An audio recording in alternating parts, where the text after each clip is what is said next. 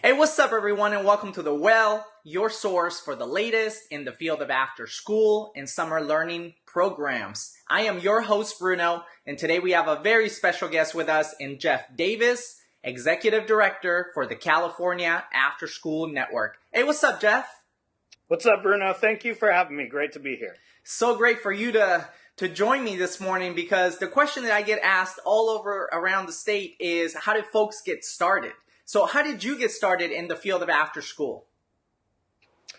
Well, I got my start in the field of after school at the CalServes program at Quanah Elementary School as an AmeriCorps volunteer. And so it was, as I was a college student, sort of exploring my own passions and career interests, that I had the amazing opportunity to become an AmeriCorps volunteer and work on site. And truly, that's where I learned through doing that I had a passion for this work. And one thing that I will say is that it was really the opportunity to do something outside of my college coursework. So it was out of school time, if you will, that hands-on real world context learning that really helped me to understand and ignite my own personal passion.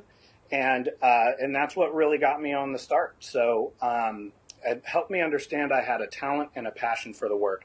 And that's really, I think, the essence of out of school time, right? I had an experience which expanded my horizons. Right. Helped me to develop my own skills and mastery towards something that was meaningful to me. And Jeff, you were doing a lot of outdoor science, ropes courses, those sort of things, right? Sure, yeah. So from there, I had the opportunity to go on and work summer camps, to work as docents in wilderness preserves.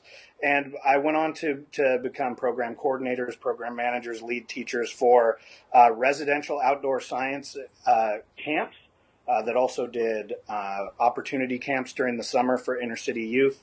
I've led a lot of outdoor leadership experiences in terms of backpacking trips and that sort of thing, and done team building and leadership training in the ropes course setting as well, yeah. Wow, and who would have thought, all those years ago that you would be leading the Power of Discovery STEM Square initiative so many years later through all of these experiences that you've had in the field, right? It was incredibly rewarding after having many years of experiential science education, service learning opportunities, to be able to apply that passion and that talent to the field of expanded learning as well. So Jeff, at the end of the day, why do you do what you do? Why do you continue to do this? Well, it's sort of like what I had shared with you before. I was one of these individuals that wasn't necessarily engaged by my K-12 learning experience. I had no trouble jumping through the hoops, getting the grades, doing what needed to be done. But I didn't really see a relevance or sort of a reason for why I was doing what I was doing. It was just sort of meeting what I saw as just sort of just benchmarks, right? Mm-hmm. That didn't seem to have any rhyme or reason for me. It wasn't until I had the opportunity to have experiences like my AmeriCorps experience at CalServes, and like being out as a docent at a local wilderness preserve during college, or for that matter, having the opportunity to work as an early childhood educator with 1 and 2 year olds and 2 and 3 year olds. This really was the kind of thing that helped me understand my passion, my talent, and really that I could make a career out of doing this sort of passion-filled work. So, it's important for me to sort of be able to facilitate opportunities for youth to have that discovery as well. I think of the fact that I was lucky enough to go to college, but it wasn't because I was motivated by my K-12 experience, right? It was sort of that's what you do, and it's either, and again, lucky enough to have that opportunity.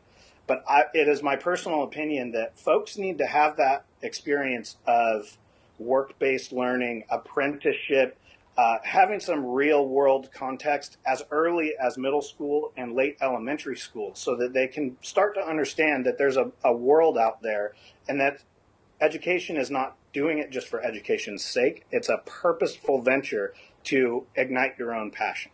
Right. No, I appreciate that point of view, and certainly true.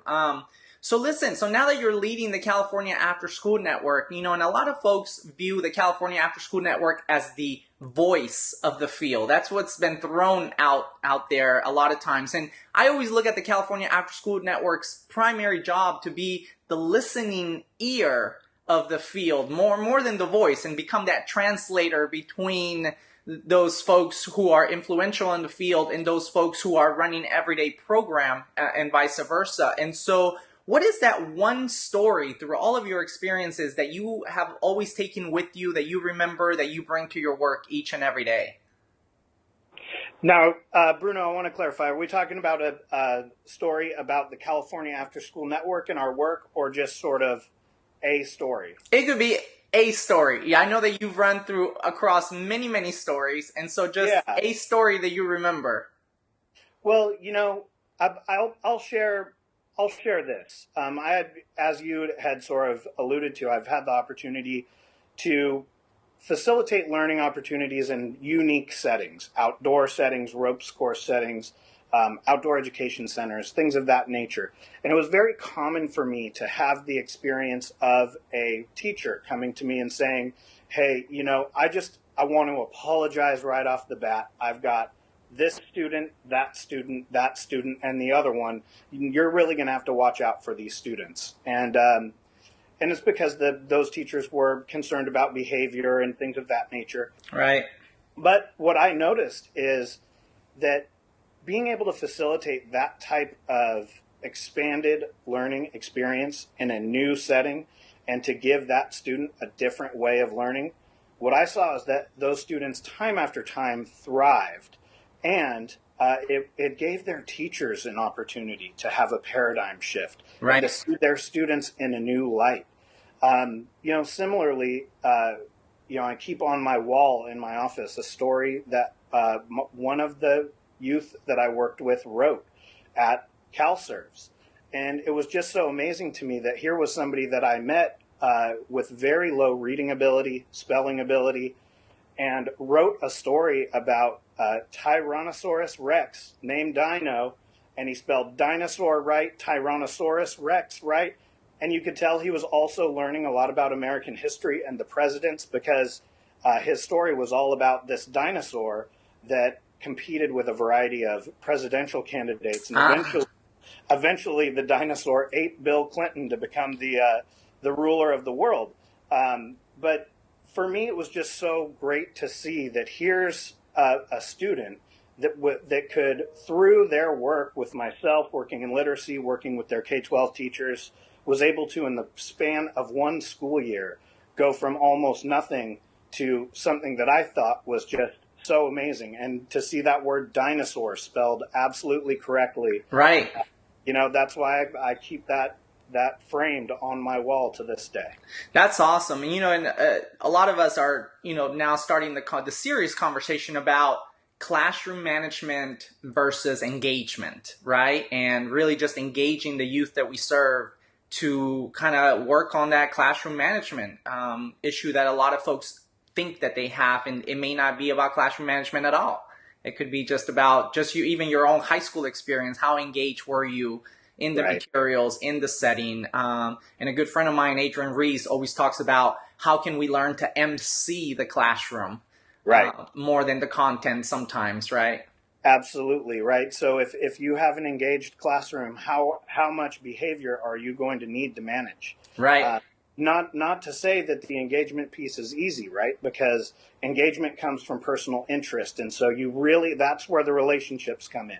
You really have to know each one of your students and what they're interested in. You have to let them know that they're seen, that you understand their interest in that, and that you're a vehicle to help foster that. Yeah. So Jeff, last thing for you, California After School Network has a gazillion resources available for the field, but what is one book, website, resource that you personally use for your own growth or your own personal or professional development that you could share with our audience?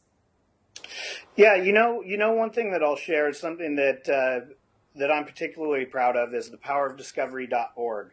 One of the ways to really offer an engaging learning experience is to offer inquiry-based science or design-based engineering learning. And through the 3 years that we facilitated the Power of Discovery initiative, we've just been able to put together an incredible amount of resources, curriculum, funding opportunities, even videos about promising practices that have been shared with our STEM committee. They're all on thepowerofdiscovery.org and really accessible for folks to offer high quality, engaging, expanded learning appropriate STEM learning opportunities. Yeah, so thank you for that. I'll definitely, link the website on the description below. And last thing, in terms of folks reaching out to you and getting a hold of you, how do we get a hold of you? Do you get email, website? Absolutely. How can we reach you? Yeah, you should definitely start at AfterSchoolNetwork.org. That is the California After School Network website. Our homepage always has the latest of what's current in policy, what's current in the quality movement, new resources available, new funding opportunities. We just try to keep that right up there on our homepage and always changing. So AfterSchoolNetwork.org is a great place to start. And then, of course, you can contact me via email at jdavis@AfterSchoolNetwork.org. Awesome, Jeff. You make it easy. Thank you so much for your time. I really appreciate for what you're doing for the field. And obviously, our friendship goes way, way back. And so thank you for all that you do. Until next time. Until next time, thank you very much, Bruno. All right, Jeff. Talk to you soon. Bye-bye. Okay. Take care.